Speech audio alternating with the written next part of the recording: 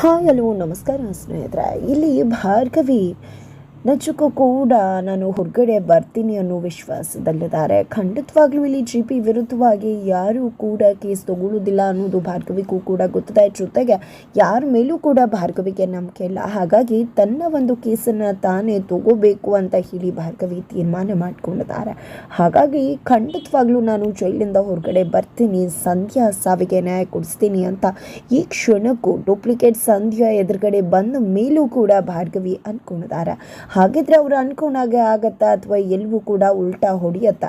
ಅರ್ಜುನೇ ಭಾರ್ಗವಿ ಪ್ಲಾನನ್ನು ಉಲ್ಟಾ ಮಾಡ್ತಾರಾ? ಏನಾಯಿತು ಏನು ಕತೆ ಇದು ಎಲ್ಲವನ್ನ ಕೂಡ ತಿಳ್ಕೋಬೇಕು ಅಂದರೆ ಈಗಲೇ ನಮ್ಮ ಈ ಚಾನಲ್ನ ಸಬ್ಸ್ಕ್ರೈಬ್ ಮಾಡಿ, ಹಾಗೆ ಈ ಒಂದು ವಿಡಿಯೋವನ್ನು ಪೂರ್ತಿಯಾಗಿ ನೋಡೋದನ್ನು ಯಾವುದೇ ಕಾರಣಕ್ಕೂ ಕೂಡ ಮರಿಬೇಡಿ. ಇಲ್ಲಿ ಭಾರ್ಗವಿ ಜೈಲಲ್ಲಿದ್ದಾರೆ. ಬಟ್ ಭಾರ್ಗವಿಯನ್ನು ಬಿಡಿಸ್ಬೇಕು ಅನ್ನೋ ಕಾರಣಕ್ಕೆ ಅರ್ಜುನ್ನ ಹಾಗೆ ಅವರ ತಂದೆ ರವೀಂದ್ರ ಭಟ್ಕಳ್ ಇಬ್ಬರು ಕೂಡ ಸಾಕಷ್ಟು ಪ್ರಯತ್ನವನ್ನು ಮಾಡ್ತಿದ್ದಾರೆ. ಇಲ್ಲಿ ರವೀಂದ್ರ ಭಟ್ಕಳ್ ಅವರು ನೋಡ್ತಿರೋ ಲಾಯರ್ ಇಲ್ಲ, ಪ್ರತಿಯೊಂದು ಲಾಯರ್ ಆಫೀಸ್ಗೆ ಹೋಗ್ತಿದ್ದಾರೆ, ಲಾಯರನ್ನು ರಿಕ್ವೆಸ್ಟ್ ಮಾಡ್ಕೋತಿದ್ದಾರೆ. ಬಟ್ ಯಾರೂ ಕೂಡ ಜಿ ಪಿ ಪಾಟೀಲ್ ವಿರುದ್ಧವಾಗಿ ಹೋರಾಟ ಮಾಡೋದಕ್ಕೆ ಸಿದ್ಧವಾಗ್ತಿಲ್ಲ. ಯಾರು ಕೂಡ ನಾವು ಕೇಸ್ ತಗೊಳ್ಳೋದಿಲ್ಲ ಅಂತಾನೆ ಹೇಳ್ತಿದ್ದಾರೆ. ಅದೇ ರೀತಿ ಅರ್ಜುನ್ ಕೂಡ ಹೊರತಾಗಿಲ್ಲ. ಅರ್ಜುನ್ ಕೂಡ ತುಂಬಾ ಲಾಯರ್ಗಳನ್ನ ಭೇಟಿ ಮಾಡ್ತಿದ್ದಾರೆ, ಅವರ ಫ್ರೆಂಡ್ಸ್ಗಳನ್ನ ಭೇಟಿ ಮಾಡ್ತಿದ್ದಾರೆ. ಯಾರೊಬ್ರು ಕೂಡ ಇಲ್ಲ ಅಂದಾಗ ತಮ್ಮ ಕ್ಲೋಸ್ ಫ್ರೆಂಡ್ಸ್ ಅನ್ನ ಭೇಟಿ ಮಾಡಬೇಕು ಅಂತ ಹೇಳಿ ಕರೀತಾರೆ. ಅವರ ಕ್ಲೋಸ್ ಫ್ರೆಂಡ್ಸ್ ಬರ್ತಿದ್ದೆ, ಏನಿದು ನಿನ್ನ ಮದುವೆನ, ಅದಕ್ಕೋಸ್ಕರ ನಮ್ಮನ್ನ ಕರಿಬೇಕು ಅಂತ ಹೇಳಿ ಕರೆದಿದ್ಯಾ ಅಂತ ಹೇಳಿ ಕೇಳ್ತಾರೆ. ಇಲ್ಲ ನನ್ನ ಮದುವೆ ಆಗೋಯ್ತು ಅಂತ ಹೇಳಿ ಅರ್ಜುನ್ ಹೇಳಿದ ತಕ್ಷಣ ಏನೋ ಹೇಳ್ತಿದ್ಯಾ, ಮದುವೆ ಆಗೋಯ್ತಾ, ನಮ್ಮನ್ನೇ ಕರೆದೆ ಮದುವೆ ಮಾಡ್ಕೊಂಬಿಟ್ಯಾ ನೀನು ಅಂತ ಫ್ರೆಂಡ್ಸ್ ಹೇಳಿದಾಗ ನನ್ನ ಅಪ್ಪ ಅಮ್ಮಂಗೆ ಗೊತ್ತಿಲ್ಲದೆ ಮದುವೆ ಆಗಿ ಬಂದೆ ನಾನು ಅಂತ ಹೇಳಿದಾಗ, ಹೌದಾ ಸರಿ ಆಯಿತು, ನಿಮ್ಮ ಅಪ್ಪನ ಕೇಸ್ ಬಗ್ಗೆ ಕೇಳ್ತಾ ಇದ್ವಿ ಅಂದಾಗ, ಹೌದು ಆ ಒಂದು ಕೇಸ್ ಬಗ್ಗೆ ಡೀಟೇಲ್ಸ್ ನಿಮಗೆ ಕೂಡ ಗೊತ್ತಿದೆ ಅಂತ ಅನ್ಕೋತೀನಿ ಅಂತ ಅರ್ಜುನ್ ಹೇಳ್ತಾರೆ. ಹೌದು, ಯಾವುದೋ ಜೂನಿಯರ್ ಲಾಯರ್ ನಿಮ್ಮ ಅಪ್ಪನ ವಿರುದ್ಧ ನಿಂತ್ಕೊಂಡು ಹೋರಾಟ ಮಾಡ್ತಿದ್ರಂತಲ್ಲ, ಇವಾಗ ಜೈಲಿಗೆ ಹೋಗಿದ್ದಾರಂತಲ್ಲ ಅಂತ ಹೇಳಿ ಫ್ರೆಂಡ್ಸ್ಗಳಿಗೆ ಹೇಳಿದಾಗ, ಅದು ಬೇರೆ ಯಾರು ಅಲ್ಲ, ನನ್ನ ಹೆಂಡ್ತಿನೇ ಅವರ ಜೂನಿಯರ್ ಲಾಯರ್ ಆಗಿ ಅವರ ವಿರುದ್ಧ ಹೋರಾಟಕ್ಕೆ ಹಿಡಿದಿರುವುದು ಅಂತ ಹೇಳಿ ಅರ್ಜುನ್ ಹೇಳ್ತಾರೆ. ನನ್ನ ಹೆಂಡತಿ ಯಾವುದೇ ರೀತಿ ತಪ್ಪನ್ನು ಕೂಡ ಮಾಡಿಲ್ಲ, ಆದರೂ ಕೂಡ ಇವರು ಸುಳ್ಳು ಸಾಕ್ಷಿಗಳನ್ನ ಕೊಟ್ಟು ನನ್ನ ಹೆಂಡತಿಯನ್ನು ಜೈಲಿಗೆ ಕಳಿಸಿದ್ದಾರೆ. ಹಾಗಾಗಿ ನಾನು ನಿಮ್ಮನ್ನು ಭೇಟಿ ಮಾಡಿರುವುದು. ಯಾಕಂದರೆ ಎಲ್ಲ ಲಾಯರ್ಸ್ಗಳನ್ನ ಕೂಡ ಕೇಳಿದೆ, ಯಾರೂ ಕೂಡ ಅವರಿಗೆ ಬೇಲ್ ಕೊಡಿಸೋದಕ್ಕೆ ಒಪ್ಕೊಳ್ಳಿಲ್ಲ. ಹಾಗಾಗಿ ನಿಮ್ಮ ಮೇಲೆ ನಂಬಿಕೆ ಇಟ್ಟು ಬಂದಿದ್ದೀನಿ. ದಯವಿಟ್ಟು ನಿಮ್ಗಳು ಯಾರು ಒಬ್ಬರು ಕೇಸನ್ನು ತಗೊಂಡು ಅವ್ರಿಗೆ ಬೇಲ್ ಕೊಡಿಸಿ, ನನಗೆ ನಿಮ್ಮ ಬಗ್ಗೆ ವಿಶ್ವಾಸ ಇದೆ, ಖಂಡಿತ ನಿಮ್ಮಿಂದ ಸಾಧ್ಯ ಆಗತ್ತೆ ಅಂತ ಅರ್ಜುನ್ ಹೇಳ್ತಾರೆ. ಬೇಲಿಂದ ಆಚೆ ಬಂದಮೇಲೆ ನನ್ನ ಹೆಂಡತಿನೇ ನೋಡ್ಕೋತಾರೆ, ಏನು ಮಾಡಬೇಕು ಅಂತ ಹೇಳಿ ಕೂಡ ಇಲ್ಲಿ ಅರ್ಜುನ್ ಹೇಳಿದಾಗ, ಏನೋ ಮಾತಾಡ್ತಿದ್ಯಾ ಅರ್ಜುನ್, ನಿಮ್ಮ ತಂದೆನ ಇನ್ಸ್ಪಿರೇಷನ್ ತೊಗೊಂಡೆ ಅಲ್ವಾ ನಾವು ಲಾಯರ್ ಆಗಿದ್ದು, ಅವರೇ ನಮಗೆ ಐಡಲ್, ಅವ್ರ ವಿರುದ್ಧವಾಗಿ ಹೋಗೋಕ್ಕಾಗುತ್ತೆ, ಅವ್ರ ವಿರುದ್ಧವಾಗಿ ವಾದ ಮಾಡಿ ಗೆಲ್ಲೋ ಸಾಮರ್ಥ್ಯ ನಮಗಿದೆಯಾ? ನಿಮ್ಮ ತಂದೆ ಸೋಲನ್ನೇ ಕಾಣದೇ ಇರೋರು, ಅಂಥವ್ರ ವಿರುದ್ಧ ಮಾಡುವಷ್ಟು ಚೈತನ್ಯ ನಮಗಿಲ್ಲ ಅಂತ ಹೇಳಿಬಿಡ್ತಾರೆ. ಈ ಕಡೆ ಅರ್ಜುನ್ ಎಷ್ಟು ರಿಕ್ವೆಸ್ಟ್ ಮಾಡಿಕೊಂಡ್ರು ಕೂಡ ಅವರ ಫ್ರೆಂಡ್ಸ್ ಯಾರು ಕೂಡ ಅವರ ಮಾತಿಗೆ ಸಮ್ಮತಿಯನ್ನು ಕೊಡುವುದಿಲ್ಲ. ತದನಂತರ ಇತ್ತ ಕಡೆ ಭಾರ್ಗವಿ ಜೈಲಲ್ಲಿದ್ದಾರೆ. ಇಲ್ಲಿ ಇನ್ಸ್ಪೆಕ್ಟರ್ ವಿಜಯ್ ಕುಮಾರ್ಗೆ ಶಕ್ತಿ ಪ್ರಸಾದ್ ಕಾಲ್ ಮಾಡ್ತಾರೆ. ಕಾಲ್ ಮಾಡಿದ್ದೆ ಭಾರ್ಗವಿ ಜೊತೆ ಮಾತನಾಡಬೇಕು, ಅವಳಿಗೆ ಫೋನ್ ಕೊಡು ಅಂತ ಹೇಳ್ತಾರೆ. ಹಾಗಾಗಿ ವಿಜಯ್ ಕುಮಾರ್ ಕೂಡ ಇಲ್ಲಿ ಸೆಲ್ ಒಳಗಡೆ ಹೋಗಿದೆ. ಇಲ್ಲಿ ಭಾರ್ಗವಿ ಅವರೇ ಹೊರಗಡೆ ಬನ್ನಿ, ನಮ್ಮ ಸಹ ಮಾತನಾಡಬೇಕಂತೆ ಅಂತ ಹೇಳಿ ಸೆಲ್ ಒಳಗಡೆಯಿಂದ ಹೊರಗಡೆ ಕರೆದು ಭಾರ್ಗವಿ ಕೈಗೆ ಮೊಬೈಲನ್ನು ಕೊಡ್ತಾರೆ. ಈ ಕಡೆ ಭಾರ್ಗವಿ ಹಲವು ಅಂತಿದ್ದಾಗ ಆ ಕಡೆ ಶಕ್ತಿ ಪ್ರಸಾದ್ ಅವರು, ಏನು ಭಾರ್ಗವಿ ನನ್ನನ್ನು MLA ಸೀಟಿಂದ ಕೆಳಗಡೆ ಇಳಿಸ್ಬೇಕು ಅಂತ ಶತಾಯ ಪ್ರಯತ್ನ ಮಾಡಿದೆ, ಪಾಪ ತುಂಬಾ ಬೇಜಾರಾಗಿರ್ಬೇಕಲ್ವಾ ನಿನಗೆ ಅಂತ ಕೇಳ್ತಿದ್ದಾರೆ. ಜೊತೆಗೆ ನೀನೇನು ಬೇಜಾರು ಮಾಡ್ಕೋಬೇಡ, ಏನಪ್ಪ ಯಾರನ್ನ ಏನು ಕೇಳೋದು ಅಂತ, ಅಲ್ಲೇ ನಮ್ಮ ಹುಡುಗರೇ ಇದ್ದಾರೆ, ಏನು ಬೇಕು ಅದನ್ನು ಎಲ್ಲವನ್ನ ಕೂಡ ಕೇಳು, ಯಾವುದಕ್ಕೂ ಕೂಡ ಹಂಚ್ಕೋಬೇಡ, ನಿಜಕ್ಕೂ ಕೂಡ ಅವ್ರು ಎಲ್ರಿಗೂ ಕೂಡ ನಾನು ಹೇಳ್ತೀನಿ ಅಂತ ಹೇಳ್ತಿದ್ದಾರೆ. ಹಾಂ ಸರಿ ಆಯಿತು ಅಂತಾನೆ ಭಾರ್ಗವಿ ಮಾತನಾಡ್ತಿದ್ದಾರೆ. ಮಾತುಗಳನ್ನ ಕೇಳಿದಂಥ ಶಕ್ತಿ ಪ್ರಸಾದ್, ಏನಮ್ಮ ಇದು ಈಗಲೂ ಕೂಡ ಇಷ್ಟು ಕೂಲಾಗಿ ಬಿಹೇವ್ ಮಾಡ್ತಿದ್ಯಲ್ಲ, ನಿಜಕ್ಕೂ ಕೂಡ ನಾನು ಎಲ್ಲೂ ಕುಸ್ತೆ ಹೋಗ್ಬಿಟ್ಟಿರ್ತೀಯ ಅಂತ ಅಂದ್ಕೊಂಡಿದ್ದೆ ಅಂತ ಶಕ್ತಿ ಪ್ರಸಾದ್ ಹೇಳಿದಕ್ಕೆ ಇಲ್ಲಿ ಭಾರ್ಗವಿ, ನನ್ನ ತಂದೆ ಖುಷಿ ಬಂದಾಗ ಹಿಗ್ಬಾರ್ದು, ದುಃಖ ಬಂದಾಗ ಕುಗ್ಗಬಾರ್ದು ಅನ್ನೋ ವಿಷಯವನ್ನು ಹೇಳ್ಕೊಟ್ಟಿದ್ದಾರೆ. ಯಾವುದೇ ಕಾರಣಕ್ಕೂ ನಿಮ್ಮಂಥವ್ರ ಮುಂದೆ ನಾನು ಕುಗ್ಗೋದಿಲ್ವೇ ಇಲ್ಲ ಅಂತ ಹೇಳ್ತಾರೆ. ನನ್ನ ಹೆಂಡತಿ ಮಗನ ಜೈಲಿಗೆ ಕಳಿಸ್ದೆ ಅಲ್ವಾ, ನನ್ನನ್ನು MLA ಸೀಟಿಂದ ಕೆಳಗಡೆ ಇಳಿಸ್ದೆ ಅಲ್ವಾ, ಸಾಧ್ಯ ಆಯ್ತಾ ನಿನ್ನಿಂದ?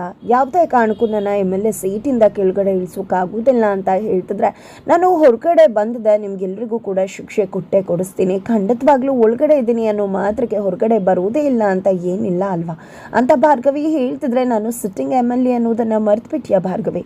ನೀನು ಜೈಲಿಂದ ಹೊರಗಡೆ ಬಂದರೆ ತಾನೇ ಎಲ್ಲವೂ ಕೂಡ ನಡೆಯೋದು, ನೀನು ಜೈಲಿಂದಾನೇ ಆಚೆ ಬರುವುದಿಲ್ವಲ್ಲ ಅಂತ ಶಕ್ತಿ ಪ್ರಸಾದ್ ಹೇಳಿದ ಹೇಳಿದಾಗ ಖಂಡಿತವಾಗ್ಲೂ ನನಗೆ ವಿಶ್ವಾಸ ಇದೆ, ಹೊರಗಡೆ ಬರ್ತೀನಿ, ಸತ್ಯ ಅನ್ನೋದು ಗೆದ್ದೇ ಗೆಲ್ಲತ್ತೆ ಅಂತ ಹೇಳಿ ಭಾರ್ಗವಿ ಹೇಳಿದಾಗ, ಹೌದಾ ಸತ್ಯ ಅನ್ನೋದು ಗೆಲ್ಲತ್ತಾ? ಹಾಗಿದ್ರೆ ಯಾರು ವಾದ ಮಾಡ್ತಾರೆ ನಿನ್ನ ಮುಂದೆ? ನಿಜಕ್ಕೂ ಕೂಡ JP ಪಾಟೀಲ್ ವಿರುದ್ಧವಾಗಿ ಇಡೀ ಸಿಟಿಯಲ್ಲಿ ಯಾರಾದರೂ ವಾದ ಮಾಡೋಕ್ಕೆ ಮುಂದಾಗ್ತಾರ? ಖಂಡಿತ ಯಾವ ಲಾಯರ್ಗಳು ಕೂಡ ಸಿಗುವುದಿಲ್ಲ. ಯಾವ ಲಾಯರ್ JP ಪಾಟೀಲ್ ವಿರುದ್ಧವಾಗಿ ವಾದ ಮಾಡೋಕ್ಕೆ ಮುಂದಾಗ್ತಾರೆ ಅಂತ ಅಂದ್ಕೊಂಡಿದ್ಯಾ ಅಂತ ಭಾರ್ಗವಿಯನ್ನು ಪ್ರಶ್ನೆ ಮಾಡ್ತಿದ್ದಾರೆ. ನೀನೇನೇ ಇದ್ರೂ ಹೊರಗಡೆಯಿಂದ ಕರೆಸ್ಬೇಕಾಗುತ್ತೆ, ಆದರೆ ಹೊರಗಡೆಯಿಂದ ಕರೆಸುವಷ್ಟು ದುಡ್ಡು ನಿನ್ನ ಹತ್ರ ಇದೆಯಾ? ಅಂದಮೇಲೆ ನಿನಗೆ ಯಾವ ಲಾಯರ್ ಕೂಡ ಸಿಗುವುದಿಲ್ಲ, ನಿನಗೆ ಜೈಲೇ ಗತಿ ಅಂತ ಹೇಳಿದ್ದೆ. ಕಾಲ್ ಕಟ್ ಮಾಡ್ತಾರೆ. ಇತ್ತ ಕಡೆ ವಿಜಯ್ ಕುಮಾರ್ ನಮ್ಮ ಸರಿ ಹೇಳಿದ್ರಲ್ವ, ನೀನು ಆಚೆ ಅಂತೂ ಬರುವುದಿಲ್ಲ, ಆಚೆ ಬರ್ತೀನಿ ಅನ್ನೋ ವಿಶ್ವಾಸವನ್ನೇ ಬಿಟ್ಬಿಡು, ಸುಮ್ಮನೆ ಸತ್ಯ ಒಪ್ಕೊಂಡು ಜೈಲಿಗೆ ಹೋಗ್ತಾ ಇರುವಂತ ಭಾರ್ಗವಿಗೆ ಹೇಳ್ತಿದ್ದಾರೆ. ಬಟ್ ಭಾರ್ಗವಿ ಮಾತ್ರ ಈಗಲೂ ಕೂಡ ತನ್ನ ಭರವಸೆಯನ್ನು ಬಿಡ್ತಿಲ್ಲ. ತಾನು ಖಂಡಿತ ಹೊರಗಡೆ ಬರ್ತೀನಿ, ಸಂಧ್ಯಾ ಸಾವಿಗೆ ನ್ಯಾಯ ಕೊಡಿಸ್ತೀನಿ, ಈಗ ಬಂದಿರೋದು ಅಸಲಿನ ನಕಲಿನ ಅನ್ನೋದನ್ನು ಕೂಡ ಕಂಡು ಹಿಡಿತೀನಿ ಅನ್ನೋ ವಿಶ್ವಾಸದಲ್ಲಿದ್ದಾರೆ. ಇತ್ತ ಕಡೆ ಡ್ಯೂಪ್ಲಿಕೇಟ್ ಸಂಧ್ಯಾ ಮನೆಯಲ್ಲಿ ಕಾಣಿಸ್ತಾ ಇಲ್ಲ, ತನ್ನ ಲವರನ್ನು ಭೇಟಿ ಮಾಡೋದಕ್ಕೆ ಅಂತ ಹೊರಗಡೆ ಬಂದಿದ್ದಾರೆ. ಈ ಕಡೆ ಲವರ್ ಕೂಡ ನಿನಗೆ ಆ ಮನೆಯಲ್ಲಿ ಏನೂ ಕೂಡ ಕಷ್ಟ ಆಗ್ತಿಲ್ಲ ಅಲ್ವಾ ಅಂತ ಕೇಳ್ತಿದ್ದಾರೆ. ನನಗೇನೂ ಕಷ್ಟ ಇಲ್ಲ ಮನೇಲಿ, ಸಂಧ್ಯಾ ಅಂದರೆ ಅಂದರೆ ಸಾಕು, ಅದನ್ನು ಬಿಟ್ಟು ನಾನು ಏನೂ ಕೂಡ ಮಾಡಬೇಕಾಗಿಲ್ಲ ಅಂತ ಹೇಳ್ತಾರೆ. ಆದರೂ ಕೂಡ ಪೊಲೀಸ್ ಸ್ಟೇಷನಲ್ಲಿ ನೀನು ಫೋಟೋ ನೋಡಿದ್ನಲ್ಲ ಅಂದಾಗ, ನೀನು ಯಾಕೆ ಪೊಲೀಸ್ ಸ್ಟೇಷನ್ಗೆ ಹೋಗಿದ್ದೆ, ಸುಮ್ಮನೆ ಯಾವುದೇ ಕಿರಿಕ್ ಕೂಡ ಮಾಡ್ಕೋಬೇಡ ಅಂತ ಹೇಳಿ ಡ್ಯೂಪ್ಲಿಕೇಟ್ ಸಂಧ್ಯಾ ಹೇಳ್ತಾರೆ. ಜೊತೆಗೆ ಆ ಒಂದು ಫೋಟೋ ಬಗ್ಗೆ ಏನು ಯೋಚನೆ ಮಾಡಬೇಡ, ಯಾವುದೋ ಹುಡುಗಿ ಓಡಿ ಹೋಗಿದ್ದಾಳಂತ, ಅವಳು ನೋಡೋಕೆ ನನ್ನ ಥರನೇ ಇದ್ದಾಳಂತ, ಅವಳು ಜಾಗಕ್ಕೆ ನನ್ನ ಕರ್ಕೊಂಡು ಬಂದಿದ್ದಾರೆ, ಅವ್ರು ಹೇಳೋದಕ್ಕೆಲ್ಲ ನಾನು ಒಪ್ಕೊಂಡು ಸುಮ್ಮನಿದ್ರೆ ಆಯಿತು, ಆ ನಂತರ ಕೈ ತುಂಬ ದುಡ್ಡು ಕೊಡ್ತಾರೆ, ತೊಗೊಂಡು ಹೋಗಿ ದೂರದಲ್ಲಿ ಸೆಟಲ್ ಆಗಿಬಿಡೋಣ ಅಂತ ಹೇಳಿ ಮಾತನಾಡ್ತಿರ್ತಾರೆ. ಆದರೂ ಕೂಡ ಹುಷಾರಾಗಿರು ನೀನು ಅವ್ರ ಜೊತೆ ಅಂತ ಕೂಡ ಲವರ್ ಹೇಳ್ತಿರ್ಬೇಕಿದ್ರೆ ಅಲ್ಲಿಗೆ ಬೃಂದ ಸಂಧ್ಯಾನ ಹುಡ್ಕೊಂಡು ಬರ್ತಾರೆ. ಆ ಮೇಡಮ್ ಕಣ್ಣಗೆ ಬಿದ್ದರೆ ಅಷ್ಟೇ, ನೀನು ಹೋಗಿ ಔಸ್ಕೊಂಡ್ಬಿಡುವ ಅಂತ ಹೇಳಿ ಲವರನ್ನು ಔಸಿಡ್ತಾರೆ ಸಂಧ್ಯಾ. ನಂತರ ಬೃಂದ ಬಂದಿದ್ದೆ, ನೀನು ಯಾಕೆ ಇಲ್ಲಿಗೆ ಬಂದಿದ್ಯಾ, ಹೇಳಿದ್ದೆ ಅಲ್ವಾ ಮನೆ ಬಿಟ್ಟು ಯಾವುದೇ ಕಾರಣಕ್ಕೂ ಕೂಡ ಹೊರಗಡೆ ಬರಬಾರ್ದು ಅಂತ, ಆದರೂ ಕೂಡ ಯಾಕೆ ಹೊರಗಡೆ ಬಂದೆ ಅಂತ ಪ್ರಶ್ನೆ ಮಾಡ್ತಿದ್ದಾರೆ. ಅದು ಹಾಗಲ್ಲ ಮೇಡಮ್, ಗಾಳಿ ಬೇಕಿತ್ತು ಅದಕ್ಕೋಸ್ಕರ ಬಂದೆ ಅಂದಾಗ, ಏನೋ ಗಾಳಿ ಬೇಕಿತ್ತ ಅದಕ್ಕೋಸ್ಕರ ಇಲ್ಲಿ ತನಕ ಬಂದ್ಯಾ ಅಂತ ಹೇಳಿದ್ದೆ, ಈ ರೀತಿ ಮಾಡಿದ್ರೆ ಖಂಡಿತ ಪೇಮೆಂಟ್ ಕಟ್ ಆಗಿಬಿಡುತ್ತೆ ಅಂತ ಹೇಳಿ ಅಲ್ಲಿಂದ ಕರ್ಕೊಂಡು ಹೋಗ್ಬಿಡ್ತಾರೆ. ನಂತರ ಈಕೆ ಸಂಧ್ಯಾನ ಕರ್ಕೊಂಡು ಹೋಗ್ತಿದ್ದಾಗೆ ಅತ್ತ ಕಡೆ ಲವರ್ ಬಂದಿದೆ, ಈ ಮನೆನ ಇದು ಎಲ್ಲದರ ಸೂತ್ರಧಾರಿ, ಖಂಡಿತ ಎಷ್ಟು ಪೀಕಕ್ಕಾಗತ್ತೋ ದುಡ್ಡು ಅಷ್ಟನ್ನ ಪೀಕ್ ಬಿಡಬೇಕು ಅಂತ ಹೇಳಿ ಅನ್ಕೋತಿದ್ದಾರೆ. ತದನಂತರ ಅತ್ತ ಕಡೆ ಮನೆಗೆ ಅರ್ಜುನ್ ಬಂದಿದ್ದಾರೆ, ತುಂಬಾ ತಲೆ ಕೆಡಿಸ್ಕೊಂಡಿದ್ದಾರೆ. ನಾಳೆದೇನೆ ಹಿಯರಿಂಗ್ ಇದೆ, ಏನಪ್ಪ ಮಾಡೋದು, ಯಾವ ಲಾಯರ್ ಕೂಡ ಭಾರ್ಗವಿಗೆ ಬಿಲ್ ಕೊಡೋದಕ್ಕೆ ಒಪ್ಕೋತಾ ಇಲ್ವಲ್ಲ, ಏನು ಮಾಡಲಿ ಅಂತ ಹೇಳಿ ತುಂಬ ಅಂದರೆ ತುಂಬ ತಲೆ ಕೆಡಿಸ್ಕೊಂಡು ಕೂತಿದ್ದಾರೆ.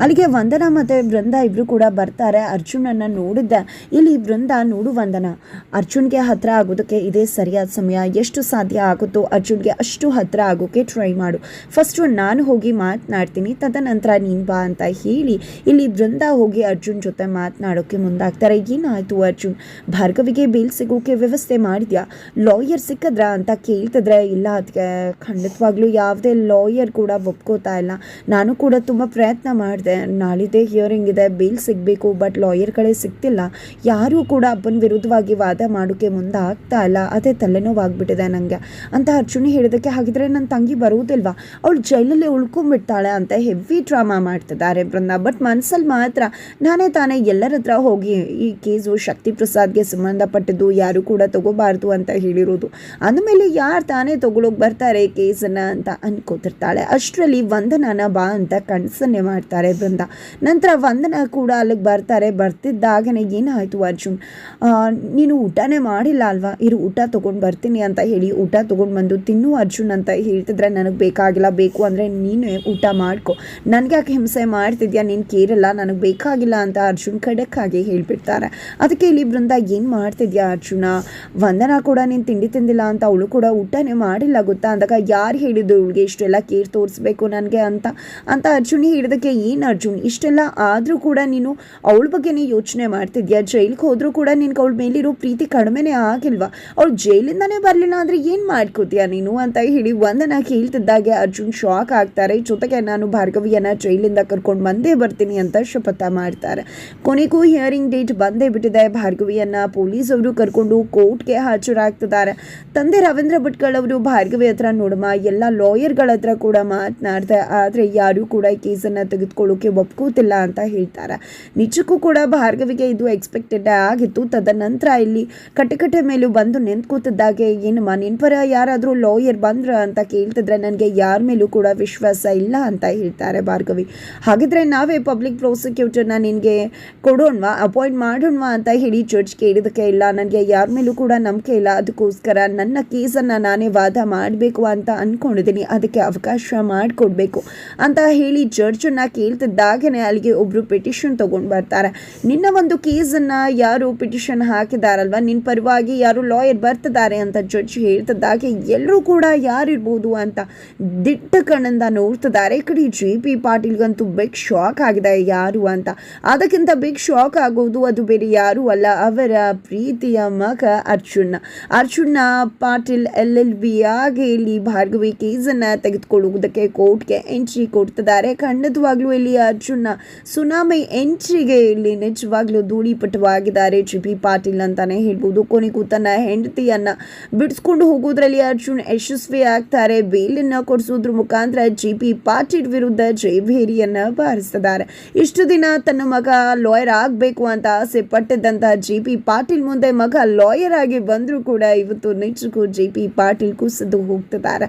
ತನ್ನ ಮಗ ತನ್ನ ವಿರುದ್ಧನೇ ನಿಂತಿದ್ದಾನೆ ಅನ್ನೋದನ್ನ ಅರ್ಗಿಸ್ಕೊಳ್ಳುವುದು ಜೆ ಪಿ ಪಾಟೀಲ್ಗೆ ಕಷ್ಟವಾಗ್ತದೆ. ಹಾಗಾದ್ರೆ ಕೊನೆಗೂ ಇಲ್ಲಿ ವೃಂದ ಜೆ ಪಿ ಪಾಟೀಲ್ ಕೈವಾಡವನ್ನ ಹೊರಗಡೆ ತಂದದ್ದೇ ಭಾರ್ಗವಿಯನ್ನ ಕೇಸಿಂದ ಬಿಡಿಸ್ಕೊಂಡು ಮನೆಗೆ ವಾಪಸ್ ಕರ್ಕೊಂಡು ಬರ್ತಾರ ಅರ್ಜುನ್ ಅನ್ನೋದನ್ನ ಕಾದು ನೋಡ್ಬೇಕಾಗಿದೆ.